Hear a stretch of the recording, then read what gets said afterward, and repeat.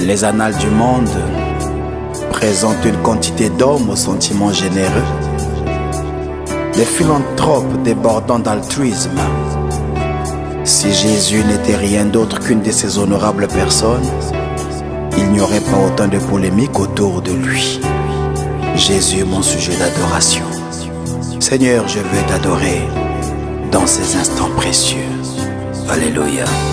Toujours à tes pieds, je demeure. Toujours à tes pieds, je m'abandonne.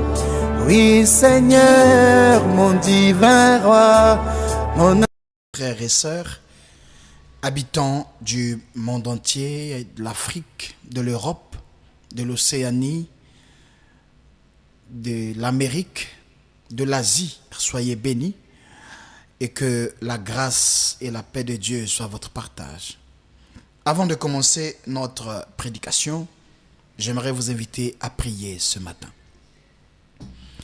Saint-Père, dans le nom puissant de Jésus-Christ de Nazareth, le seul nom qui nous a été donné, par lequel nous sommes sauvés. Ô Dieu du haut des cieux, par le nom de ton Fils Jésus-Christ de Nazareth, nous te prions de nous accorder la grâce d'être des messagers de ta parole. Que ta parole trouve un destinataire. Que ta parole ait de l'impact dans la vie de ce pays pour la transformation radicale de ce pays, de ce peuple, de tout celui ou de toute celle qui se trouve sous le ton de ma voix.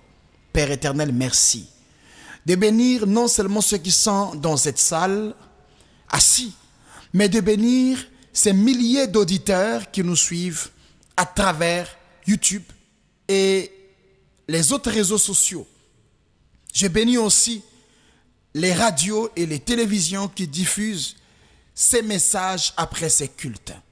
Père éternel, merci de faire toutes choses nouvelles pour la gloire de ton nom. Que toute la gloire te revienne dans le nom de Jésus-Christ de Nazareth. Ainsi nous avons prié. Nous disons ensemble Amen. Gloire à Dieu. Aujourd'hui, je viens encore une fois de plus parce que l'Esprit de Dieu ne cesse de me parler, ne cesse de me rappeler en fait la responsabilité d'être un prophète, la responsabilité d'être chrétien dans un environnement. Le Seigneur, dans le livre de Matthieu chapitre 5 à partir du verset 13, est en train d'établir jusqu'au verset 14 la lourde responsabilité que nous avons, nous, en tant que chrétiens. Il dit, vous êtes le sel de la terre. Vous êtes le sel.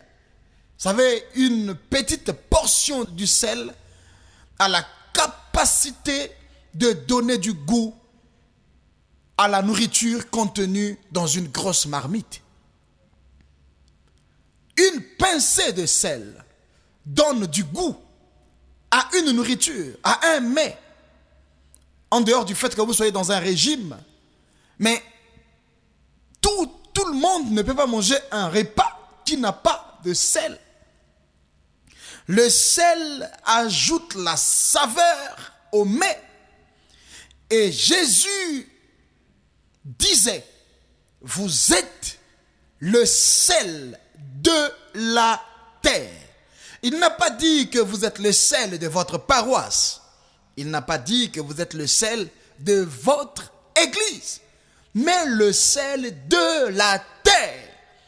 Ce qui revient à dire que le niveau de l'influence du chrétien ne doit pas être une influence locale ou départementale ou provinciale ou nationale, mais planétaire.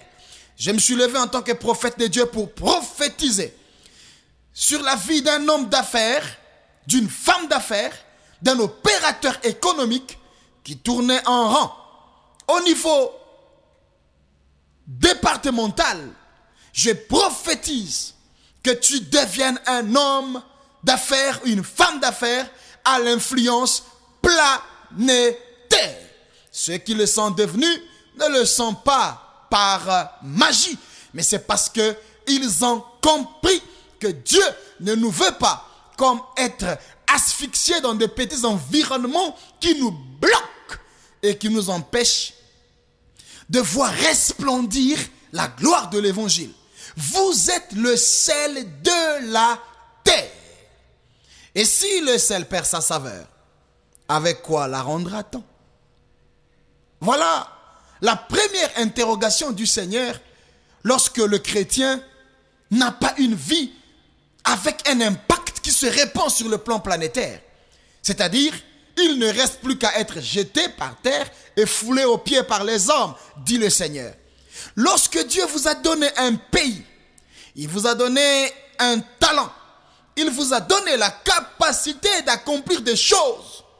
Sachez que si vous ne brillez pas avec ce que vous avez reçu, un jour, Dieu donnera ce qu'il vous a donné à quelqu'un d'autre pour que vous soyez foulés aux pieds. C'est pour cela que tous ceux qui ont eu les opportunités dans la vie et qui ont raté de garder ces opportunités ou d'en faire bon escient ont été rejetés par des hommes. Oh, mes frères, le Seigneur dit encore dans le verset 14, « Vous êtes la lumière du monde. » Lorsque je m'entretenais dans ma chambre en prière avec le Saint-Esprit, il m'a rappelé ces mots.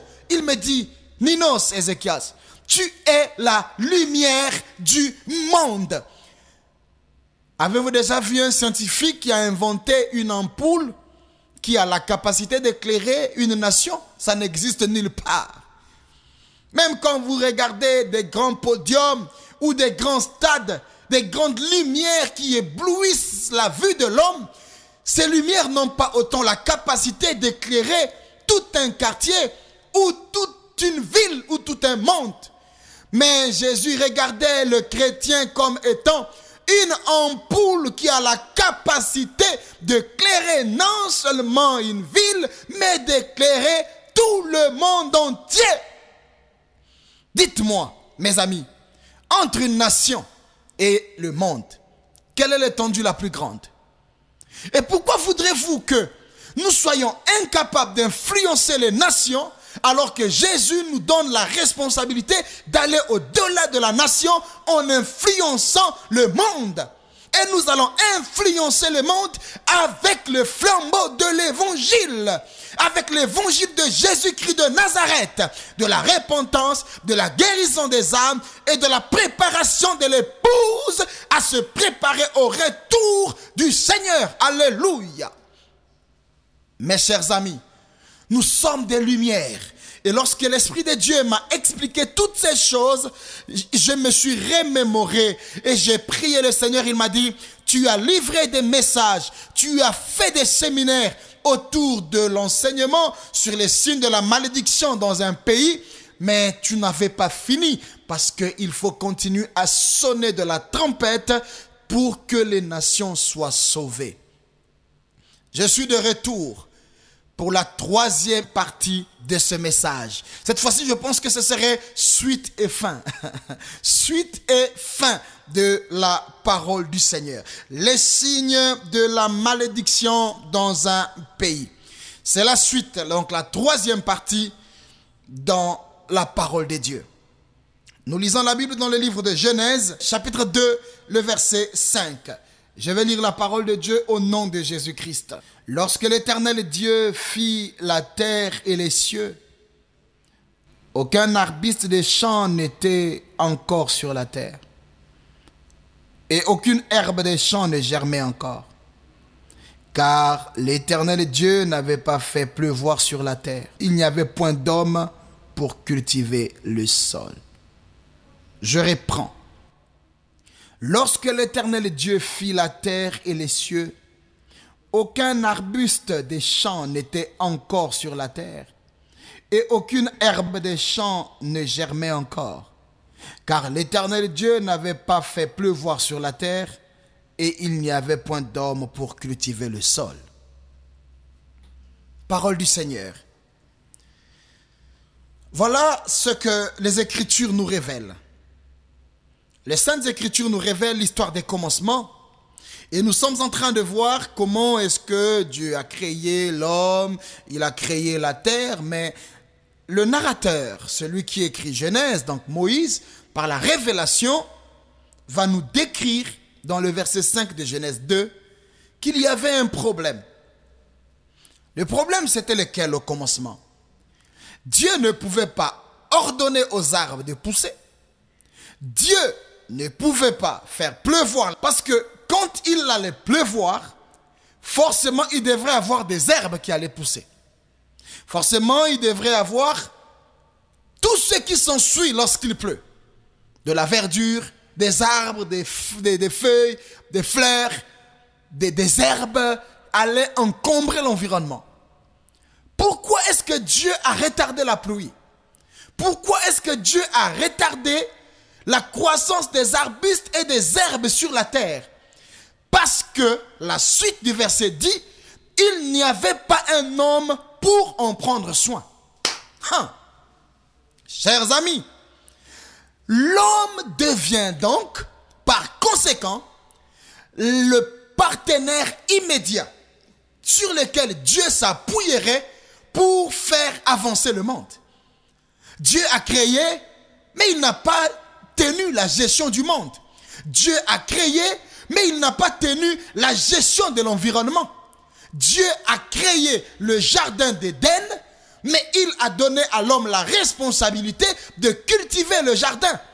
Lisez très bien Genèse 1, Genèse 2, Genèse 3. Vous allez voir la responsabilité de Dieu disant à l'homme, cultive le jardin. Pourquoi il doit cultiver le jardin? Parce que c'est l'environnement que Dieu lui a donné. Mais s'il n'en cultive pas, qui viendra prendre soin? S'il ne cultive pas, qui viendra prendre soin? Et vous savez, c'est là le grand problème des hommes. Le grand problème de l'homme, c'est là. Dieu lui donne un pays, mais il ne veut pas en prendre soin. Dieu lui donne une famille, mais il ne veut pas en prendre soin. Dieu lui donne une femme, un homme, mais il ne veut pas en prendre soin. Dieu lui donne des enfants, il ne veut pas en prendre soin. Il veut donner la responsabilité à Dieu de venir faire ce que lui, l'homme, doit faire. Écoutez, j'ai souvent l'habitude de dire dans plusieurs sermons aux enfants de Dieu à travers le monde, je dis souvent, Dieu me fait pousser les cheveux, mais il ne vient pas les coiffer. Dieu me fait pousser les ongles, mais il n'ose même pas envoyer un ange pour venir les tailler. Pourquoi? Parce qu'il fait sa part, pousser mes cheveux, pousser mes ongles, mais ma part à moi, c'est celle d'entretenir mes cheveux et de tailler mes ongles. L'équité, la responsabilité est partagée entre Dieu et l'homme. Dieu se refuse de faire pousser les herbes et les arbres parce que jusque-là, il n'y a encore personne pour en prendre soin. Vous savez, Dieu va vous juger par rapport à votre attitude, de la manière dont il vous a donné une vie que vous n'avez pas gérée. Préparez-vous pour le jugement, parce que ce serait sévère. Devant le trône blanc, vous serez, préparez-vous, parce qu'il est écrit, chacun de nous rendra compte à Dieu. Et vous allez rendre compte à Dieu de la manière dont vous n'avez pas été capable de gérer l'environnement que Dieu vous a donné. Vous ne l'avez pas construit, vous ne l'avez pas entretenu. Et même ce que les autres ont construit à votre place, vous les avez détruits. Pourquoi? Parce que vous n'êtes pas un partenaire de Dieu, vous êtes un partenaire du diable. Car il est écrit, le paresseux ou celui qui n'aime pas travailler est le frère de celui qui détruit. Or, qui détruit? Jean 10 dit, le voleur ne vient que pour égorger, voler et détruire. Donc, on suppose que le diable est votre père. Puisque vous accomplissez ses œuvres, vous détruisez vos quartiers, vous détruisez vos familles, vous détruisez... C'est pas possible. Les gens aujourd'hui sont inhumains, ils vivent comme des extraterrestres. Les gens ont des regards fixés au ciel où ils ne sont pas encore arrivés en sabotant la vie sur la terre, la vie que Dieu leur a donnée. La Bible dit que Dieu a donné la terre aux fils des hommes. Et donc si Dieu a donné la terre aux fils des hommes, donc il a donné le pays aux fils du pays. Pourquoi voulez-vous que Dieu vous donne un pays et pour que ce pays se développe, que Dieu vienne encore faire tout à votre place? Quel est votre rôle? À quoi sert votre cerveau? À quoi servent les études que vous avez faites? Quel est le rôle que jouent vos scientifiques? Quel est le rôle que jouent vos économistes? Quel est le rôle que jouent vous prières? Quel est le rôle que joue l'église dans votre pays? Quel est le rôle que joue l'entrepreneuriat? Quel est le rôle que joue votre gouvernement? C'est à cela que je suis en train de parler ce matin. Aujourd'hui, Dieu dit qu'il ne pouvait pas faire pousser les choses parce qu'il n'y avait personne pour les gérer. Il y a des pays qui ne vont pas se développer parce que même s'il vous donne des infrastructures, il n'y a personne pour gérer les infrastructures dans votre pays. Si dans votre pays il y a des gratte-ciel, vous allez les entretenir. Pourquoi voulez-vous avoir des gratte-ciel? Des rêves en couleur qu'on copie sans avoir un plan. Vous voulez copier la beauté d'une maison, mais ne copiez pas la beauté de la maison, copiez le plan de la maison. Vous avez des vies sans plan. Vous voulez aujourd'hui même un immeuble de 5 étages, de 10 étages qu'on a construit dans votre pays. Les ascenseurs sont dans un état de délabrement. Vous n'arrivez pas à gérer un immeuble de 5 étages et vous voulez aller vers l'émergence. Qui va gérer l'émergence? Dans un pays émergent, mais il faut qu'il y ait des têtes, qu'il y ait des cerveaux. Mais ces hommes-là, quand ils ne sont pas, Dieu ne va pas autoriser à ce que ces choses arrivent. La 8e des choses, puisqu'on s'était arrêté à la 7e chose. Lorsque j'étais en train de parler, la 7e chose, je voulais dire, nous avons parlé des serviteurs de Dieu et de l'attitude du peuple qui ne soutient pas les serviteurs de Dieu. Ça attire la malédiction dans un pays. Mais dans la 8e chose, ce qui amène aussi la malédiction dans un pays, c'est quand les dirigeants n'ont pas le cœur à l'amélioration des conditions sociales et sanitaires du peuple. Dieu a établi des hommes pour des raisons d'ordre, pour des raisons de gestion. Dieu n'établit pas des gens pour qu'ils deviennent des gourous, qui rendent aux autres la vie invivable. Dieu n'établit pas un président pour devenir le Goldberg de la population. Dieu n'établit pas un homme à la tête des autres pour devenir un meurtrier. Dieu établit des chefs d'équipe, des chefs de peuple pour des raisons de gestion. Je répète, Dieu établit des hommes. Messieurs, madame, mademoiselle, en votre titre et qualité, écoutez ce que Dieu vous dit. C'est un rappel. Dieu vous a établi pas pour des honneurs. Dieu vous a établi pour la gestion. Et dans le cadre de la gestion, c'est là où nous voyons l'administration. C'est là où nous voyons l'organisation de l'environnement. C'est là où nous voyons l'organisation des ministères. C'est là où nous voyons l'organisation des peuples en classe sociale. Et lorsque Dieu vous établit, même en tant que pasteur, c'est pour la gestion, pas pour autre chose. Vous êtes sur la terre pour gérer. Vous êtes sur la terre pour représenter Dieu en termes de gestion. Vous êtes sur la terre pour représenter Dieu en termes d'organisation. Dieu a fait chaque chose et il a organisé. En organisant, il a mis chaque chose à sa place. C'est un Dieu d'ordre. Pourquoi voulons-nous renverser l'ordre établi par Dieu pour nos intérêts à nous? Lorsque les dirigeants, ça veut dire, je dis bien les dirigeants, ceux qui sont établis pour diriger, ça veut dire pour montrer les chemins, pour être des modèles, pour montrer ce qu'il faut faire, pour initier les choses, afin que les autres suivent. Les dirigeants, ceux qui sont à la tête, quand ces dirigeants n'ont pas à leur cœur le souci de l'amélioration des conditions sociales et sanitaires du peuple, eh bien, ce pays va sombrer. Le pays va être frappé par la malédiction simplement parce que, au lieu de gérer, ils font autre chose. Au lieu d'organiser, ils font autre chose. Et à cause de cela, le peuple est maudit. Dieu a donné à chaque peuple un environnement et lui a confié la responsabilité d'en prendre soin. Écoutez, Dieu a donné à chaque peuple, chers amis, un environnement et lui a confié la responsabilité d'en prendre soin. Genèse chapitre 2, le verset 5 nous le dit. Dans chaque société humaine, il doit y avoir des acteurs qui œuvrent pour cette prescription de la Bible. Cultiver la terre. Cultiver la terre. Cultiver la terre. Des acteurs qui doivent œuvrer. Pas des hommes qui sont établis, votés par une population qu'ils ne peuvent pas côtoyer. Non. Pour cultiver un pays maudit et celui dont les fils et les filles ne trouvent rien à faire, on a l'impression que les pays des autres sont mieux. Les conditions sociales des autres sont meilleures par rapport aux autres.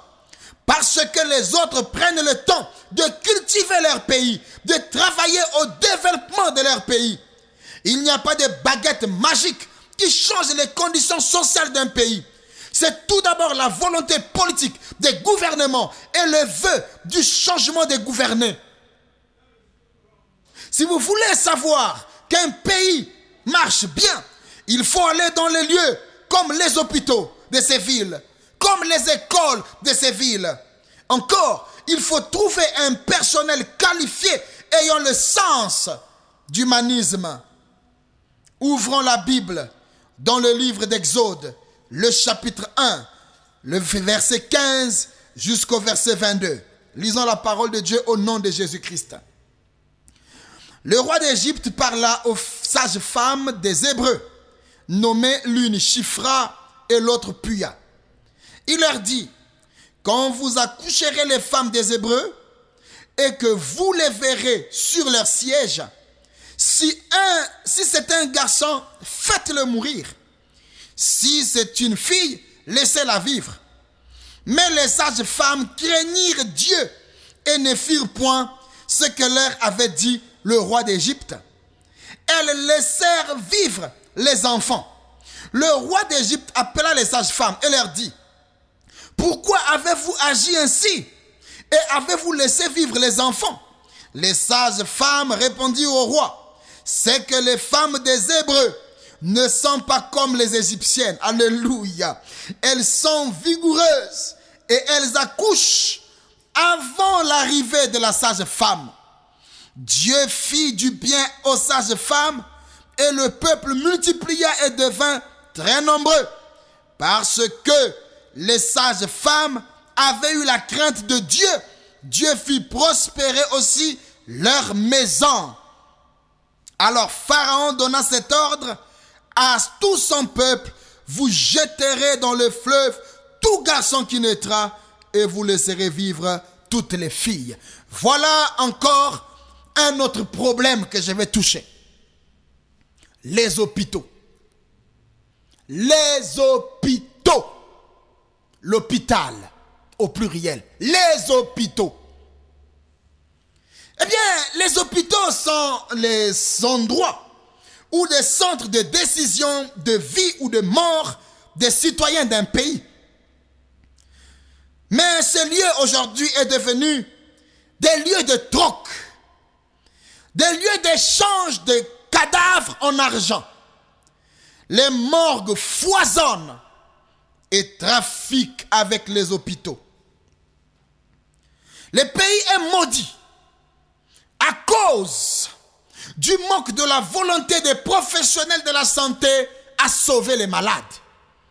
Tous ces hommes, femmes et enfants qui traversent le grand fleuve ne traversent pas tous par le temps marqué par Dieu. Certes, David dit, il est passé par les chemins de tous les hommes, mais le commerce des âmes a arraché des gens à la fleur de l'âge à cause des hôpitaux qui sont devenus des lieux d'embuscade. Les médecins, les infirmiers tendent des pièges aux populations.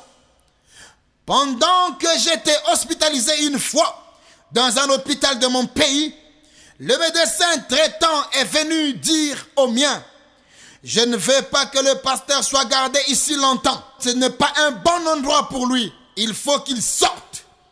Je me suis posé la question de savoir quel est le bon endroit d'un malade si ce n'est pas l'hôpital pour suivre un traitement.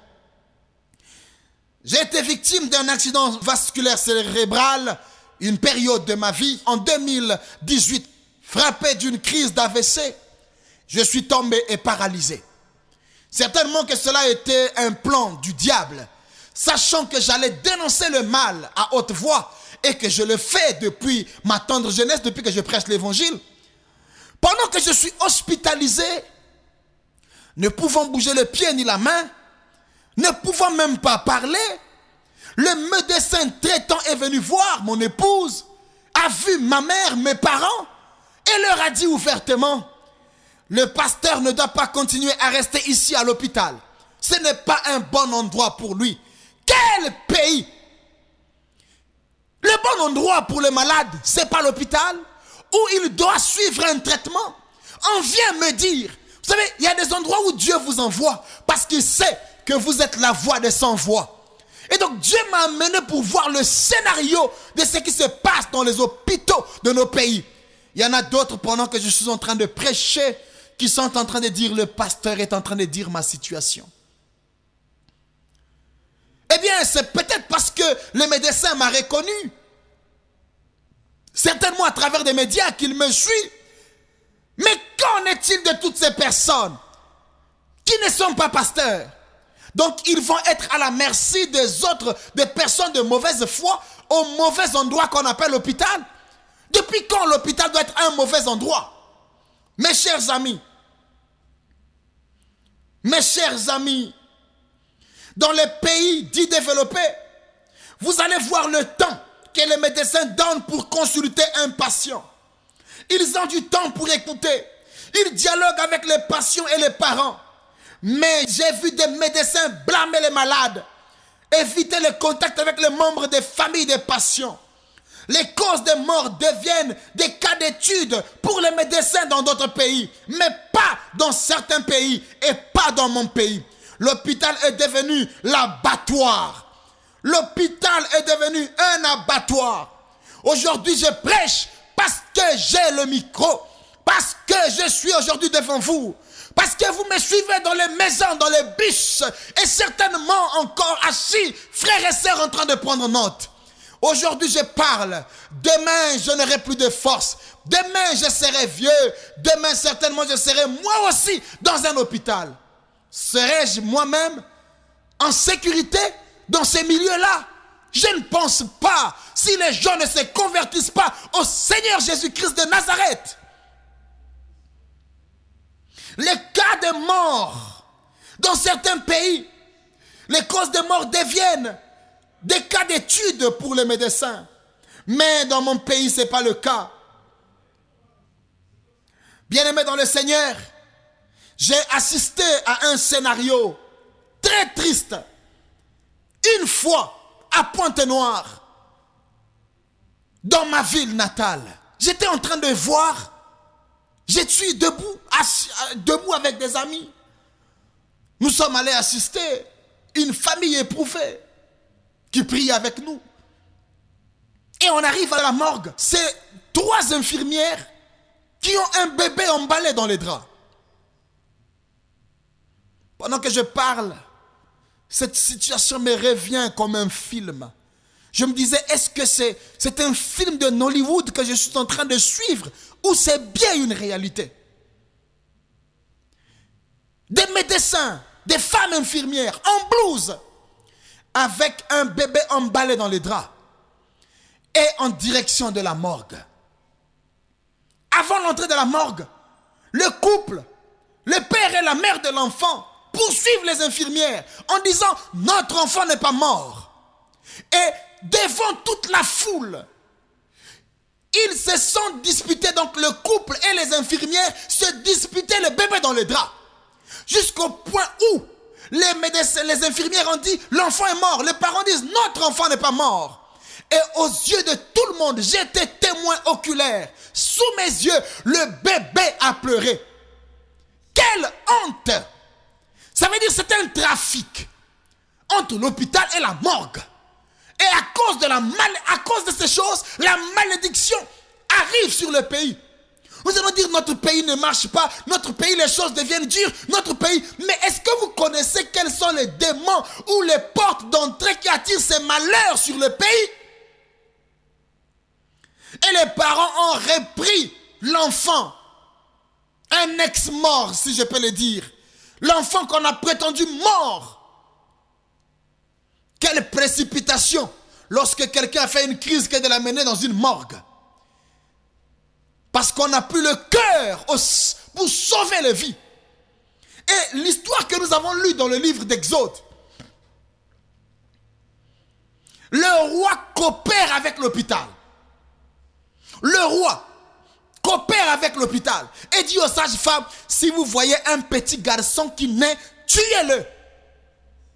Voyez-vous? Donc il peut y avoir les gens qui sont dans les hôpitaux, médecins, infirmiers, vous écoutez la parole de Dieu, vous êtes assis dans votre bureau. Quelles sont les influences que vous recevez des gens de votre pays, des autorités, des amis, des hommes d'affaires que vous recevez qui sont dans le trafic des âmes?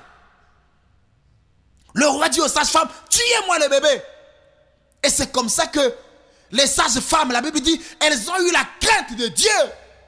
La crainte de Dieu leur a fait dire non. Une femme qui a porté son enfant pendant 9 mois, laissez l'enfant naître, laissez l'enfant vivre.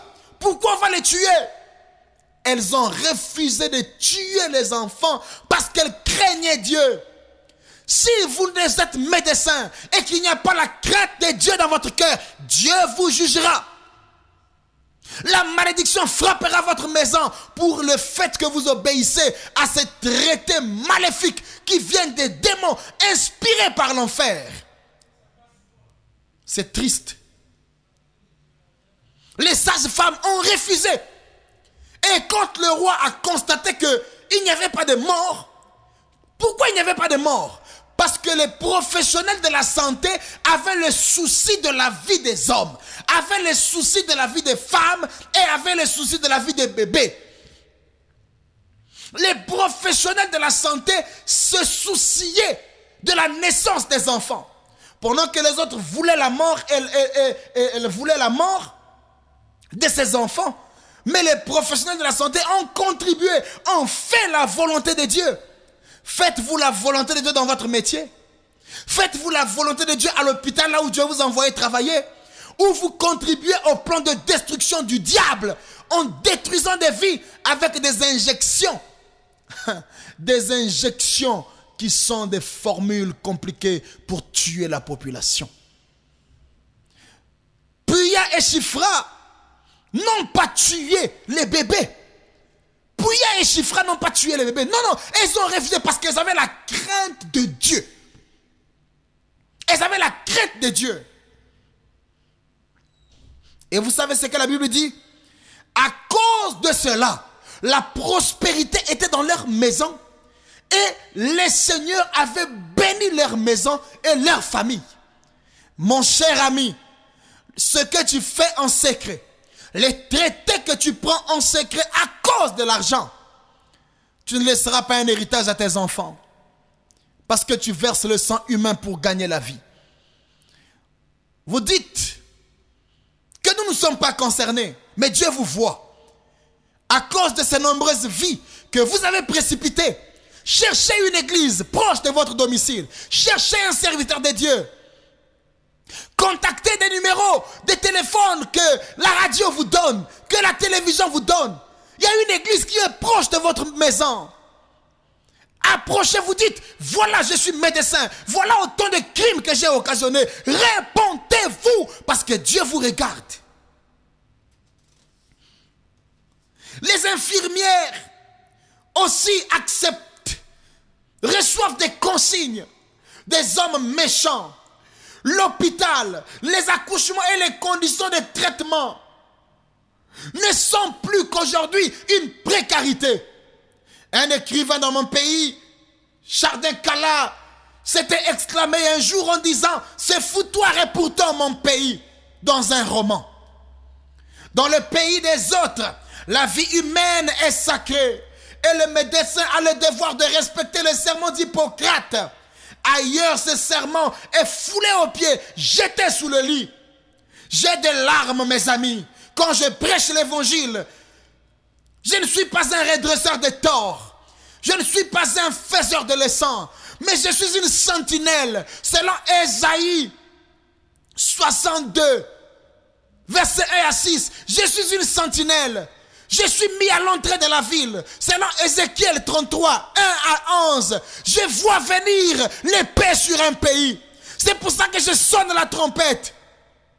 Écoutez la parole de Dieu. Écoutez Dieu. Vous cherchez certainement des messages qui réjouissent votre cœur, qui vous mettent confortablement assis dans votre fauteuil en disant Dieu m'a parlé. Oui, Dieu vous a parlé. Déchirez votre cœur, déchirez vos habits et répondez-vous. J'ai des larmes de voir que nous soyons traités comme des animaux. Le respect de la vie humaine n'est plus sacré. Oh, même le cordonnier prend mieux soin de la chaussure à réparer. Ou le pneumatique a plus le temps de contrôler une roue crevée que ne le fait le médecin pour un patient malade à l'hôpital ou dans son bureau. Pitié, tristesse, nos pays sont finalement devenus des destinations de moquerie. Des pays de cauchemars et non des pays de rêves. Rêve de quoi? Rêve de quoi? Allez-y, voyez le nombre de personnes qui sortent d'une morgue dans un pays. Vous allez comprendre que le pays va mal et que la malédiction est en train de frapper le pays comme la peste avait frappé l'Égypte. Allons dans les écoles primaires en plein 21e siècle. Regardez les conditions des écoles. Allons dans les maisons d'arrêt. Vous allez voir les conditions de détention. La sécurité sociale, n'en parlons plus. En dehors de la nationalité, qui est un droit, que bénéficiez-vous de bien pour votre pays ou dans votre pays? Qu'est-ce qui vous rend fier d'être porteur de cette nationalité? Faisons la ronde des endroits où la malédiction frappe aujourd'hui, dans le domaine de la santé. Dans le domaine de la santé, des maladies dont on ne connaît pas l'origine. Deutéronome, chapitre 28, à partir du verset 20, nous dit, si tu désobéis à Dieu, voilà la liste des malédictions qui frapperont ton pays. Ton pays sera frappé de maladies qu'on ne peut pas guérir. Il y a des maladies aujourd'hui qui finissent l'intelligence des médecins. Pourquoi? Parce que en réalité, la conséquence de la désobéissance attire un cortège de malheur. Et ce cortège de malheur touche la santé, touche l'éducation, touche l'industrie, touche la culture et des arts, touche la science, la technologie, la religion, la politique et la gestion des États, les carrières professionnelles. La malédiction touche même le sport, l'équipe de votre pays. Lorsque vous désobéissez à Dieu, la malédiction va frapper même le sport, va frapper le tourisme. Votre pays ne va plus attirer même les touristes alors que vous avez de beaux sites. Ce sont les signes de la malédiction. La gestion des cerveaux et la promotion des valeurs intellectuelles. Vous allez être un pays avec des grands cadres, mais avec la fuite des cerveaux. Oh! Où sont les héros de l'histoire dans votre pays? Où sont-ils? Quel traitement aujourd'hui pour ceux qui font briller le nom de nos pays sur le plan intellectuel, sur le plan politique, sur le plan artistique, sur le plan sportif, sur le plan économique, sur le plan culturel? Les héros ne seront pas reconnus. Les gens qui travaillent pour la promotion du pays, ce sont les gens qu'on combat. Les gens qui brillent, les écrivains qui brillent, ils ne sont pas reconnus. Les musiciens qui brillent ne sont pas reconnus. Les pasteurs qui brillent ne sont pas reconnus, ne sont pas salués, ne sont pas soutenus.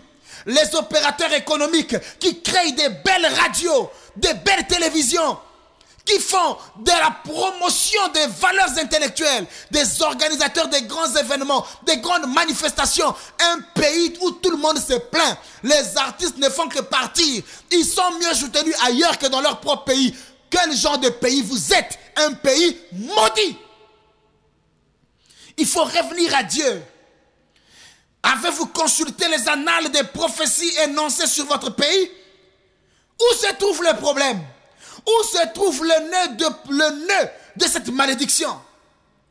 Sommes-nous aliénés pour ne plus se livrer même à des réflexions capables de produire des solutions? Sommes-nous devenus aliénés? La population est devenue comme inoptisée face au mal. Ce sont les signes de la malédiction. Le mal est là, mais personne ne peut dénoncer. Quelqu'un vole à côté, personne ne peut dénoncer. Un voleur vient, un braqueur vient braquer une famille. On annonce à la police. Les policiers vous disent, j'ai vécu ce cas. Les policiers vous disent, nous passerons prochainement pour le constat. Donc on est comme inoptisé face au mal. On voit le mal, on a peur. On voit le mal, on ne peut pas dénoncer. On voit le mal. Pourquoi vous vivez? Dieu vous a donné un pays pour le cultiver et non pour assister. Cultiver, c'est parler. Cultiver, c'est travailler. Cultiver, c'est veiller à ce que les mauvaises herbes ne puissent pas encombrer le champ. Oui, c'est ça, cultiver. Prendre soin. Les mauvaises attitudes détruisent le pays. Si tu es un homme qui cultive le pays, tu as la responsabilité. Ton rôle, ce n'est pas seulement vivre dans un pays, mais c'est veiller à la bonne vie de ce pays-là.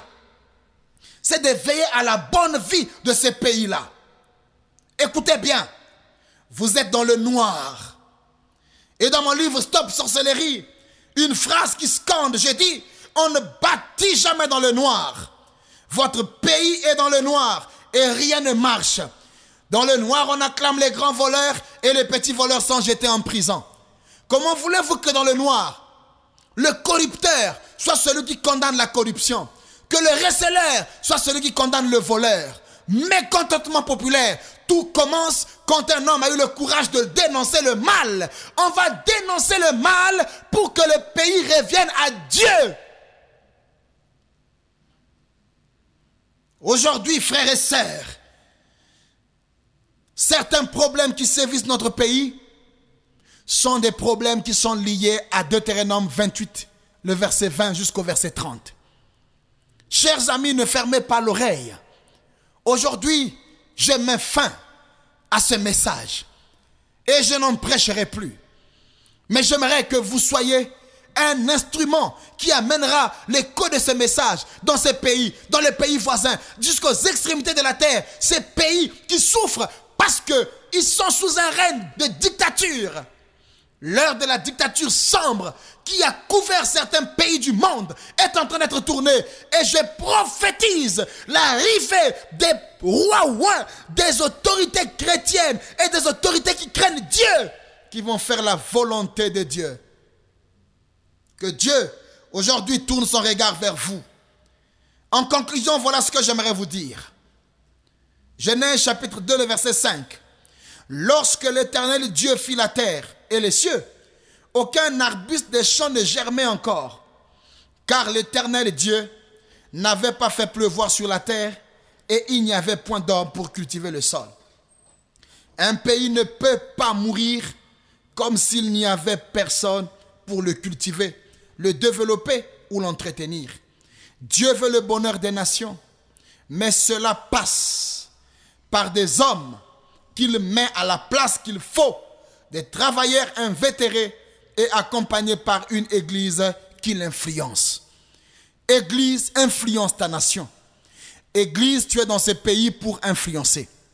Église, éclaire le pays. Église, change le pays. Église, parle. Église, hausse le temps. Église, réprimande. Église, montre le doigt. Église, montre la direction. Église, joue ton rôle. Église, n'insiste pas. La nation périt. Si la nation périt, tu périras avec elle. Car si le monde ne s'adapte pas au rythme de l'évangile, alors il périra.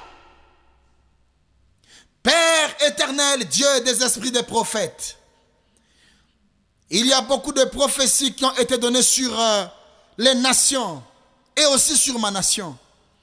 Tu nous as suscités aujourd'hui, Seigneur, afin d'être des messagers porteurs de ta parole. Oh Dieu, qu'il te plaise, dans le plan de ton amour, d'accomplir ta volonté, afin de nous sauver. Sauve-nous, sauve nos nations. Réconcilie-nous avec toi. Enlève en nous, enlève sur nous la malédiction qui pèse. Oh Dieu, ouvre les écluses des cieux et envoie la pluie de l'arrière-saison sur notre pays, sur mon pays. Regarde mon frère, ma soeur, regarde cet homme d'État qui s'est agenouillé dans son bureau en train de prier avec moi. Regarde cet homme, cette femme qui a suivi en dehors de cette salle, qui a suivi le message en dehors de cette conférence, à la radio, à la télé, certainement sur Internet. Oh Dieu, nous sommes à genoux en train de prier, de plaider le Dieu qui guérit les nations, guérit la nôtre, guérit la nation voisine. Pardonne-nous, ramène-nous à toi.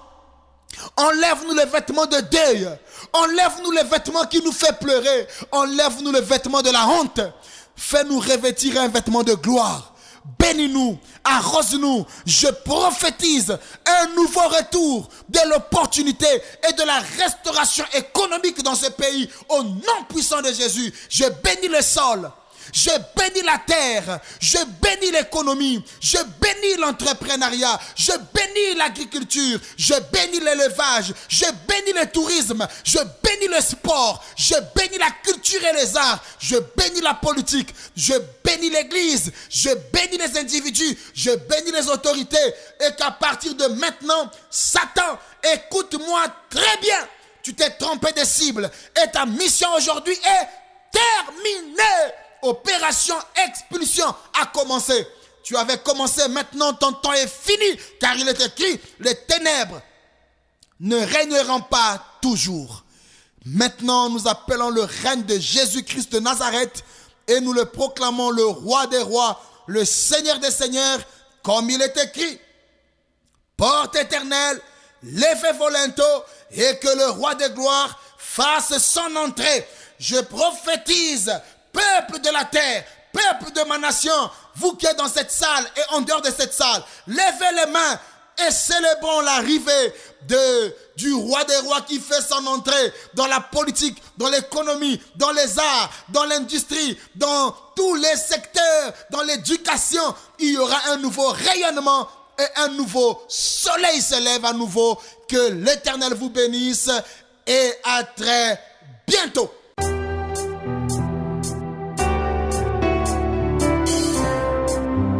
Les annales du monde présentent une quantité d'hommes aux sentiments généreux, des philanthropes débordant d'altruisme.